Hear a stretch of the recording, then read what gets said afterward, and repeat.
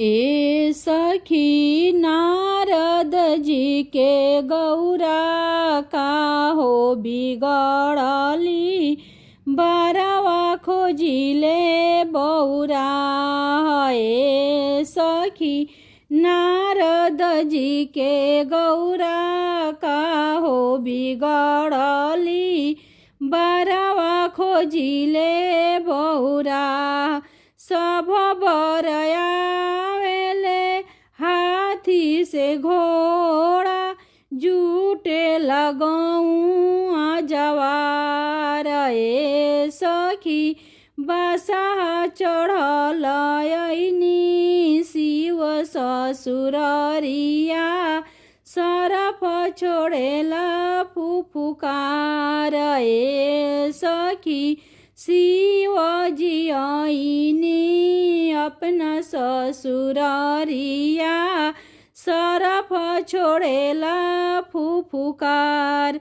सब बर पहिरेले धोती से कुरुता काजल चंदन से सिंगार। ए सखी भोले बाबा पहिरिले मूंग के माला नगर में मचल हाहाकार। ए सखी भोले बाबा पहिरिले मूंग के माला नगर में मचल हाहाकार।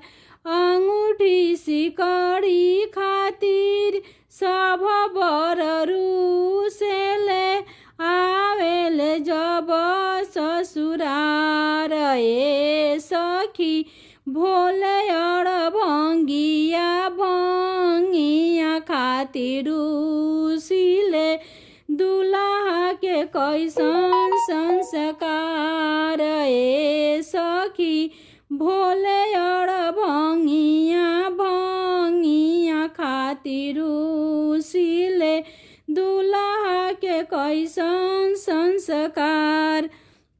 ये सखी गौरा ऐसन ज्ञानी सयानी बेटी से कर बर बौरा।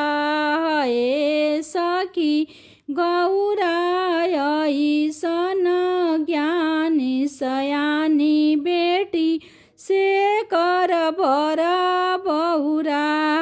बर नाही परी छेली नैना महतारी दे तारी गारी हजार। ए सखी ऐसन बौरा बर से गौरा नाही बियाहबी भले गौरा रही है कुंवार। ए सखी ऐसन बौरा बर से गौरा नाही बियाहबी भले गौरा रही है कुंवार। ए सखी ऐसन बौरा बर से गौरा नाही बियाहबी भले गौरा रही